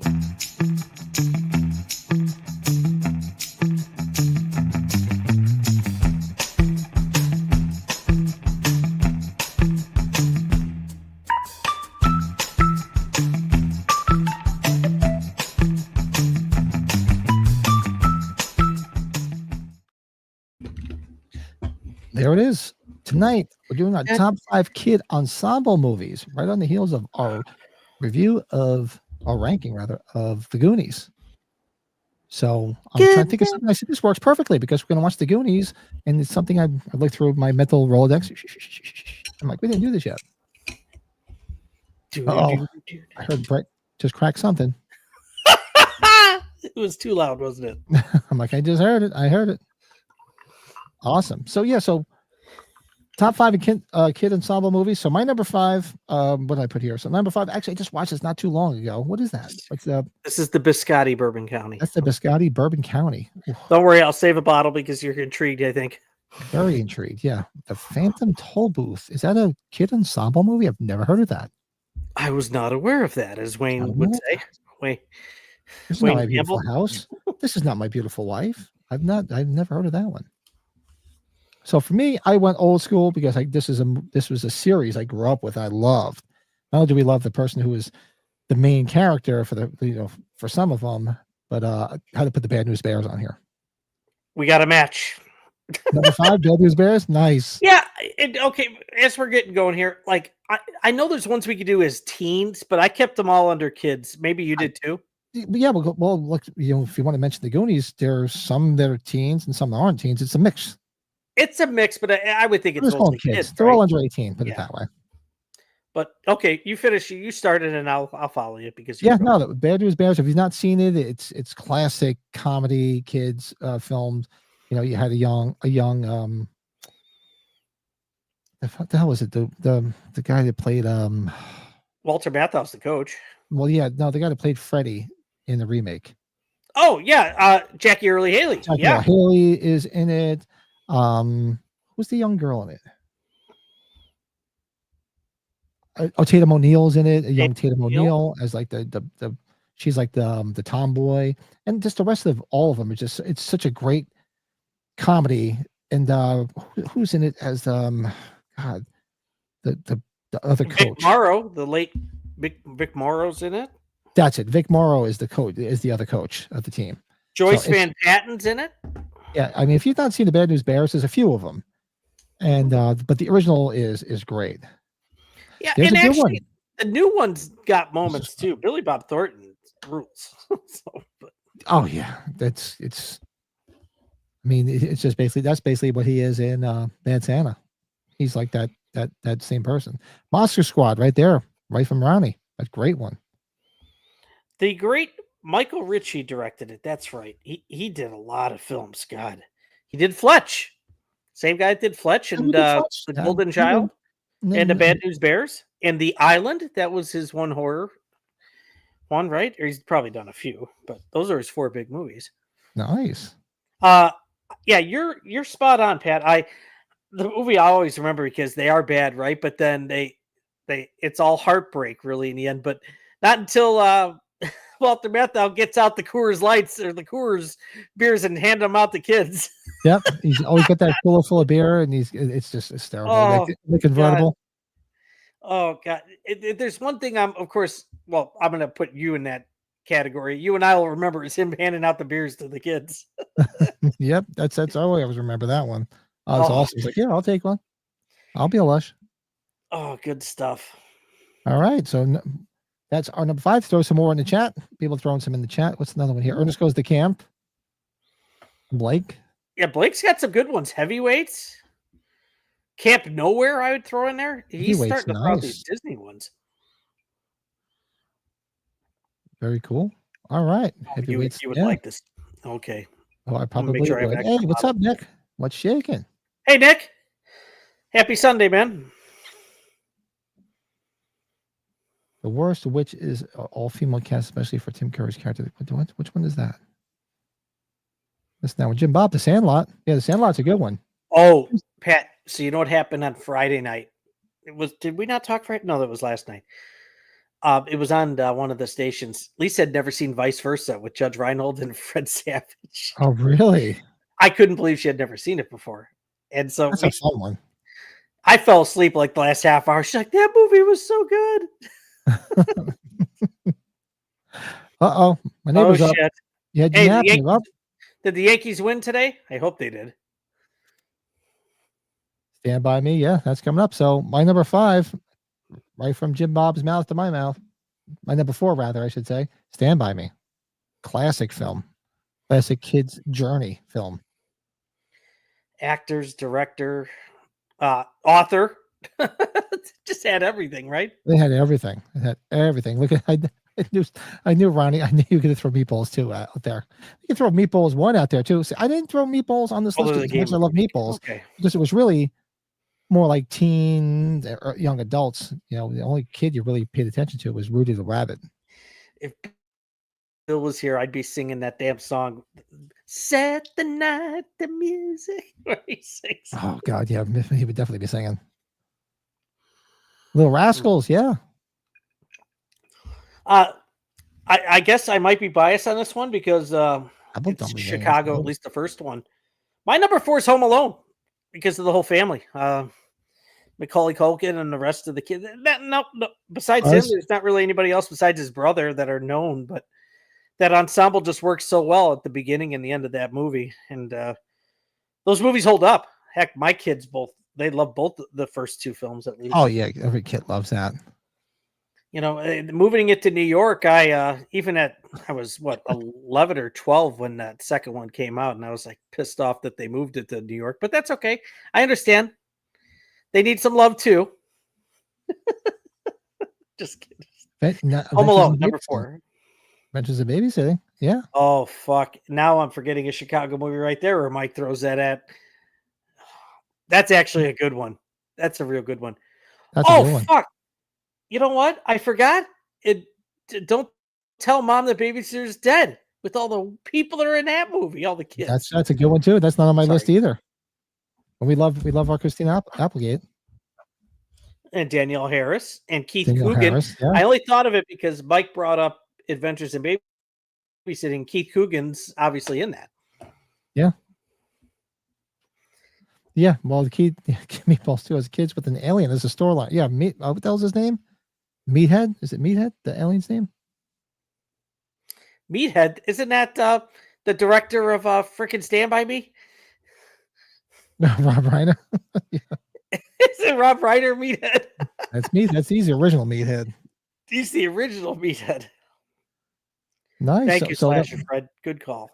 All right, so my number 5 was Bad News. We both had Bad News. I had 4 was my Stand By Me, and yours was Home Alone. Number 3, somebody brought up a little bit earlier. I got to have Monster Squad now. Yeah, Monster Squad. Good stuff, right? Yeah, Monster Squad. That's a movie that grew on me years after it was released because people would talk about it, and I'm like, I never saw it, and I'm like, I went and watched it. I'm like, this movie's so much fun.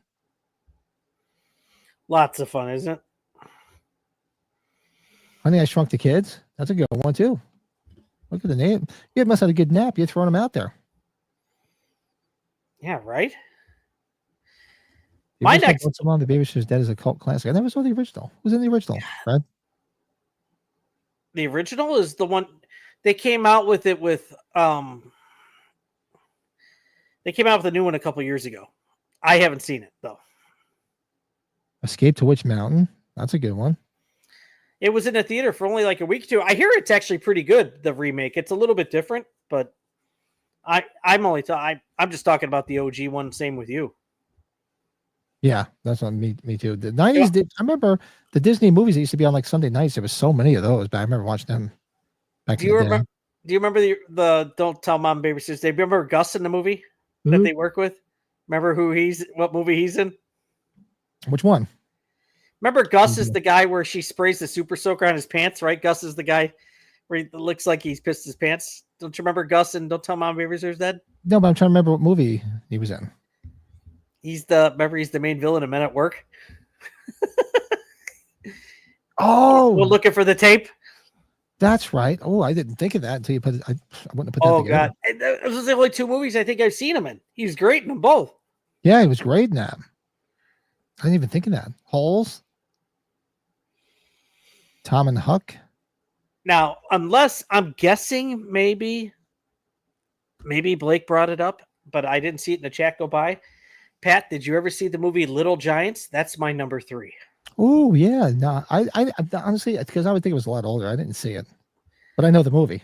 Ed O'Neill, Rick Moranis. Oh God, but you have Shauna Waldron, who is she's the one girl that's playing with all the boys in football, and that's Devon Sawa's first movie. That was his first movie, really? If you haven't seen that movie, Pat, you should watch that. Where like Ed O'Neill's like the famous older brother that I think did he play football or no? He's the famous car dealership owner, and Rick Moranis is just the sleazy little brother that never came of anything. Yeah, see, like I thought you've seen that. Yeah, your neighbor bringing up kids. Isn't that the NC-17 movie?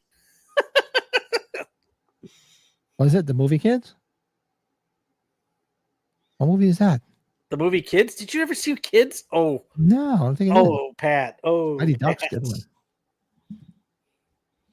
It's different. It's different.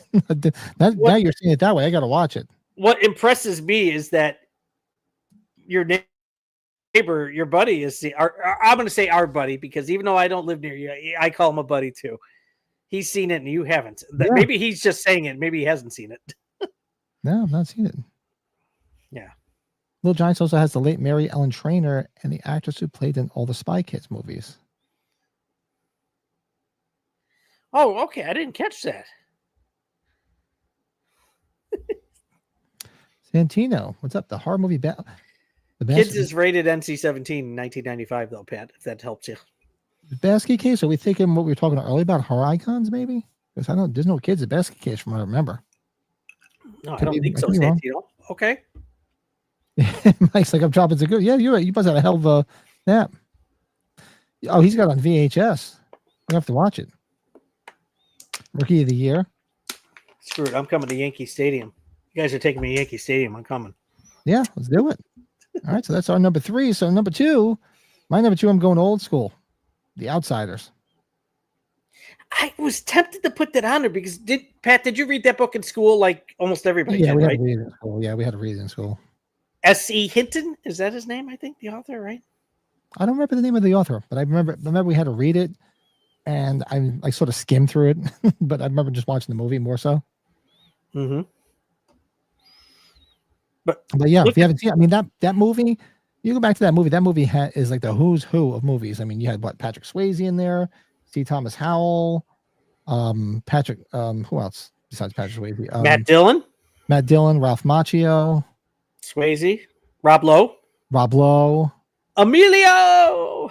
I mean, that was like Jesus Christ. That was like the who's who of movies. How could we forget? Arguably, like the biggest star right now in the world, Tom Cruise. Tom Cruise. Yeah, I mean that movie. Diane Lane, Pat. Diane Lane. The ageless Diane Lane. That woman does not age. Daniel, what's up? Hey, Daniel, what's going on, man? Savage and Little Monsters. I see Little Monsters. It sounds familiar. Monster Squad was on my list. Yeah, you can't forget Monster Squad. You know, it's hard to believe who's in it as a little girl in The Outsiders is Sofia Coppola. Was she? I haven't watched that in so long. Was she a little kid in that? I mean, well, was her little girl? It sounds like it's one scene. Didn't Coppola direct it? Yes. Yeah. Okay, I'm going to keep this open because this will be. This is from 1989. It's about this young boy who has autism and he is coping with his younger sister drowning, and he has a brother go on a road trip to Universal Studios. That's the movie, the video game movie, Pat, with Fred Savage, I think. The video game movie? Oh, God. You don't know about that movie, The Wizard, with Fred Savage? Yeah, where the kid is so damn good at video games. It's when they introduced the Power Glove. And it was a big deal for promoting Super Mario Brothers 3 when it came out. But Davey Deathray did a watch along of it like months ago. Did he? Yeah, I guess 89. You figure I was probably too old for it. That's why I didn't watch it. I'm too old. It's fun for that age group, I would say. Yeah. Yep, Stand By Me. I just brought that was my number 4. That's a classic. Look at it, Mike. There's another one Mike saw. He's The Wizard. Mike would know because Mike and I are closer in age than you and I are. So yeah, I'm an old fart. I don't want to say that. So yeah, there's not really a cast ensemble, but I love The Good Son, man. But Culkin was so evil in that. He was great. Oh God, when he throws that, remember when he throws that fake body? Right? Is it a fake body off of the bridge? That was a big deal at the time. That he was such a departure for him because he was so beloved, and he did this movie where he was like this killer kid. I remember going to see it in the theater, and we were rooting for him to get killed. Yeah, I mean, and, this is the person you love from the Home Alone movies, and it's like, yeah, come on, kill that little fucking prick. Follow that bird. Wow. Oh God, the Big Bird film. Big Bird film. Holy shit! I mean, we can see the Muppet movies too, because they had a lot of kids in it too. I think you and I are going to be on the same path here for the number 1, but my number 2 is Stand By Me though, because you gotta classic. You gotta think about this cast: Will Wheaton, River Phoenix, Corey Feldman, Jerry O'Connell, Kiefer Sutherland. I hate to butcher his name, Casey Samiasco. I just think of him from 3 O'Clock High. Sorry. Will Wheaton. You got to go far down, but John Cusack's in one scene, I think, in it at the dinner table. I think so, yeah. Richard Dreyfuss, of course, is older as the writer. But do you remember the end of that movie pretty well, where Will Wheaton and River Phoenix just split up? Yeah. And you just because River Phoenix was kind of like the character, the rebel character, right? And it's funny how art imitates life, or life imitates art, right? Even though that was a little bit different. I think that was a matter of drugs, but well, that's what it was. Yeah. Time Bandits, another good one. And that was one of my pilgrimages when we were in California. I went to the Viper Room. And I was showing the wife. I said, right here, we're right outside of that. And actually, they're tearing that whole block down. What I heard, they left on that whole block. That's what I heard. Did anybody have Explorers on their list? I highly doubt that's your number 1, Pat. That's why I'm asking. No, did somebody have the Explorers? Somebody might have said the Explorers. They might have said it, but no, that was on. That was not on the That was on the TV, wasn't it? The movie that was on the TV in 2018 Halloween. Mm-hmm. Yeah. See, it all comes back to Halloween, if we're involving full teenagers and not kids, Breakfast Club would probably be number 1 for probably both of us, I would think. But yeah, I didn't think of that because I was thinking more kids, like movies that may have had a blend of both, but that really didn't have. Right, that's why I didn't include it. That's why my number 1, and I'm sure your number 1, has a blend of both. And of course, I mean, the Kid Ensemble movie is the movie we're going to watch on Tuesday, The Goonies. Yes. Yeah, I mean, that to me, I don't think anything comes close to it. God damn, Pat, we matched on the front and the back. Yeah.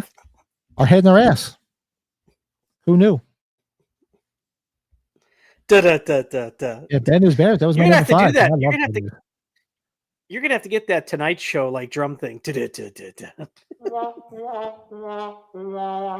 Oh, you do have that. Who's this? That's it. There you go. You had it. What the fuck was that?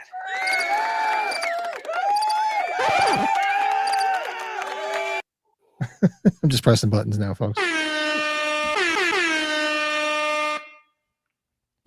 Fun. There's more. Hold on. There's more. No. No.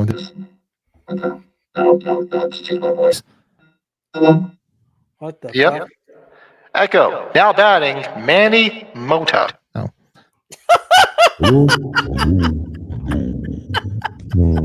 Now batting. I like that one, Pat. I might have to just get like a cheaper version of that if I can get that sound effect just to be a baseball announcer. Who's this effect? Oh. Yep, that's it. Oh my God, Pat, you sound like you have a thing going on. All right, there's enough of that. All right, folks. You know, John Patterson brought up something here about Michael J. Fox around this time with Teen Wolf, Back to the Future, Poison Ivy.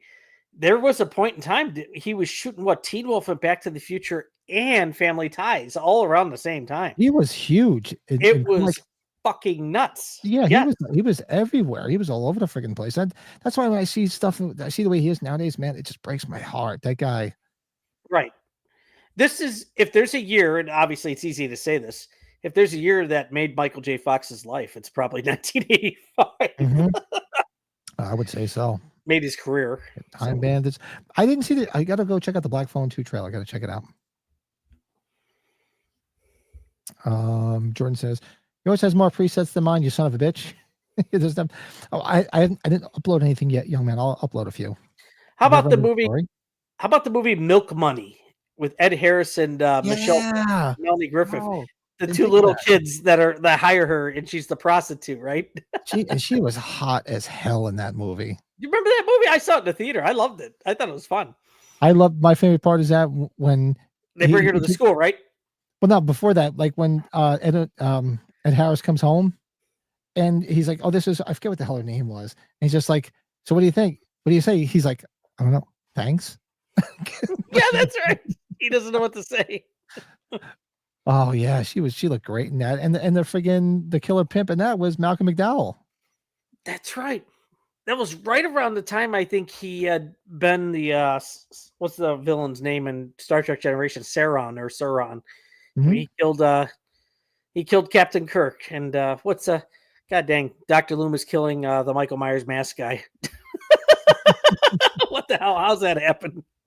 So Brazy threw his in there. So number one. Oh, these are icons. Okay. Because you were doing our kill icons from earlier. All right. Number two, Sam. Yeah, Sam. True. That's one I missed. Megan, the Grabber, Hard Eyes, and John Carver. Yeah, that's one I did miss. Yes, Sam from. I'm surprised they didn't make a part 2 to that. Cocoa nibs and toasted almonds. Okay. But folks, that is our top 5 Kid Ensemble movies. Keep throwing them in the chat if you want. Throw them in the comments after the fact. And yeah, that was a good one. I thought that was going to be a lot of fun. And there's a few there that I did forget. So, very cool. What do we have left for this fine evening?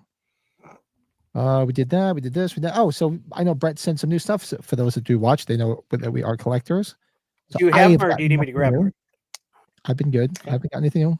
What's that? I didn't know if you need me to grab them. I know I sent you pictures late, but I got the pictures. I have nothing new to my collection. I do have something, but it's in the mail. I have not gotten it yet. But this is what Brady picked up. He got the canter, the Michael Myers glass decanter. Yeah, the canter and the hat. Our hat. And the hat that we're both wearing together, because now we're going to wear the same. So every episode we can wear the same hat, same underwear. So I got nothing new. I got nothing. I got a rock. Can you see what this one is, by the way? I grabbed another one. Oh, you did? Is that Freddy? Yeah, Freddy? I just thought it looked great, the Freddy Krueger. I'll have to fill it up. But it came in the mail today, of all days. So, yeah. Yeah.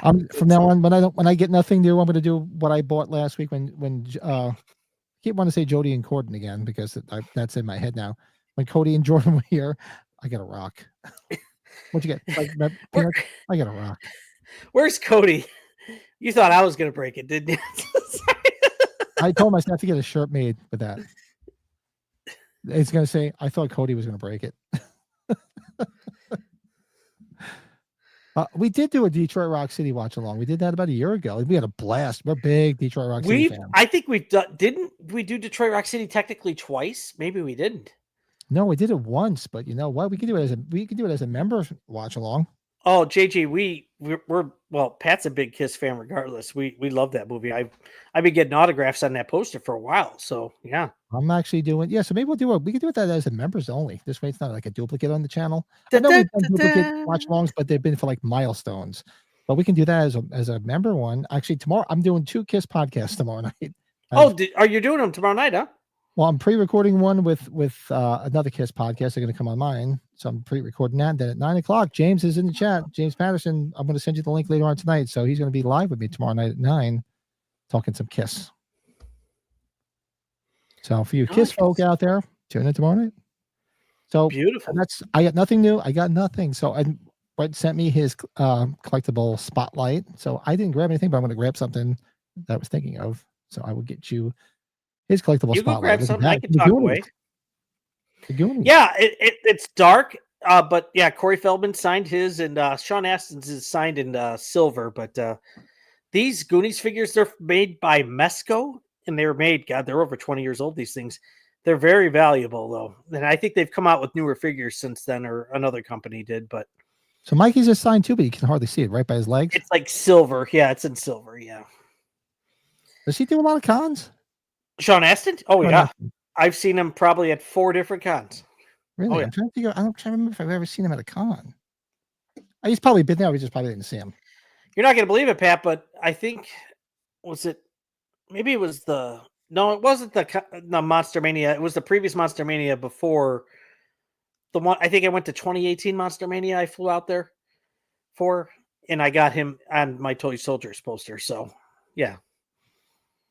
Yeah, he's been around. He was actually just here for the Lord of the Rings reunion at C2E2 when they did that Breakfast Club reunion. They had people from Lord of the Rings there at that show. Nice. I have something in mind, so keep chatting. Keep it in mind. Let's see here. Hopefully just a bone bruise. Okay. You all stop doing the ranking. I just joined not too long ago. What were your rankings? Breezy, what rankings? Are you talking your top 5? The top 5 of the cast ensembles, or were you talking about the horror icons? But we didn't really necessarily rank them. We were just discussing who could be possible ones. Yeah, it was just kind of like just a general conversation. Yeah, we threw some character names out there. Pat had them on slides, and like a lot of the popular ones, John Carver, Hard Eyes, Art the Clown. There's probably a few other ones on there missing. Those are the main ones. I went back, and this is one I don't think I've shown in a while. Of course, folks, if it's my collectible spotlight, it's Halloween. Whip it out. Like Halloween stuff. So this. All right, let me get this out of the way here. This right here is a original Halloween Spanish press book. That's the poster, Pat, that I got signed, or I bought that cast poster. Yeah. Yep. So if you open it up, as I don't bend it, Pat. So it has all stuff about the film inside of it. I see. That's so cool. And then it has stuff on the back where you're supposed to cut and paste, and you can put them in your magazines and your newspapers and stuff. See, there's that right here is, remember Erwin Blonde said, I want her pose just like her mom was in Psycho. Yeah, so that's that. Now, Pat's not going to start cutting those away and doing that right now, folks. No. That is my collectible spotlight. Because I'm like, I don't think I brought that out. Excuse me while I whip this out. I like that, Pat. Yeah, that's pretty cool. cool. Something a little different tonight. Is that one you've had for a bit? I've had this one for a while. I forget where I got it from. Was this part of the Michael Romano shit? No, I think I got that separately. I think I got this years ago on eBay. Yeah, Pat and I got in that conversation last night, and it was probably more me bringing it up to Pat. Just about Halloween memorabilia, and just the avid Halloween collectors is just increased in the last 15, I guess maybe even 20 years. Last 10, 15 years is when like most of this stuff came out, when all the masks came out and all this, all the stuff I had is basically sitting in this drawer, which is basically press kits and photos and posters and stuff like that, film reels, which is stuff I love. But he says, as a horror fan, I'm definitely rewatch. Awesome. Thanks. If you're not subscribed, Breezy, I think I've seen you in the chat before. Sorry you missed it earlier. Breezy.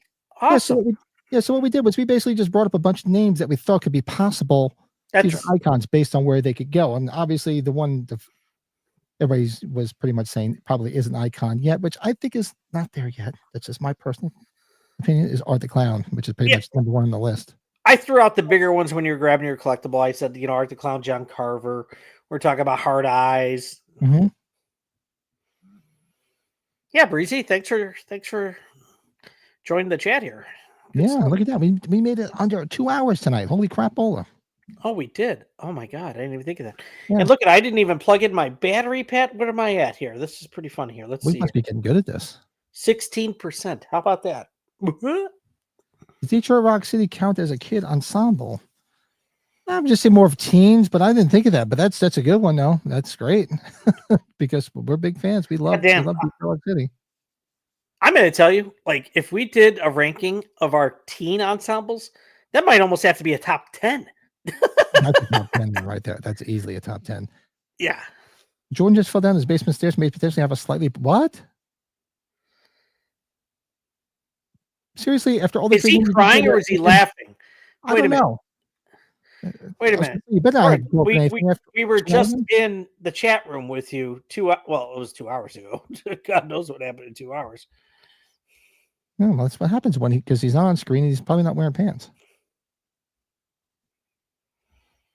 But that's it, folks. Well, Jordan, hang in there because he's kind of he has to handle a lot of things. So okay. Yeah, be careful, man. Awesome. So yeah, thanks everybody for watching. Make sure you hit that like button. It does help people find this madness. And once they get sucked in, you can go get a shot and clear it up from what I hear. So make sure you hit that like button because it does help. And if you're not subscribed, what the fuck's wrong with you? Hit the button. Doesn't cost nothing. It makes your fun parts feel good. So just hit it. Hit the button. Hit the button. And we'll be back on Tuesday night for our watch along celebrating 40 years of the Goonies at 8 o'clock Eastern. So wait for that. And a few KISS fans out there, like I said, I'm recording two. I'm doing one recording and one live tomorrow night. So if you KISS fans want to tune in or just guys want to tune in, because 99% of the time it just ends up talking all sorts of types of music, I will be on tomorrow night. Are you in mid sneeze? No, it was like Prince of Darkness was coming. Ah! Like you in mid sneeze. All right, so you hang out for 1 second. Everybody, thanks for everybody for tuning in, and we'll see everybody on Tuesday night. Thank you, everyone. Later.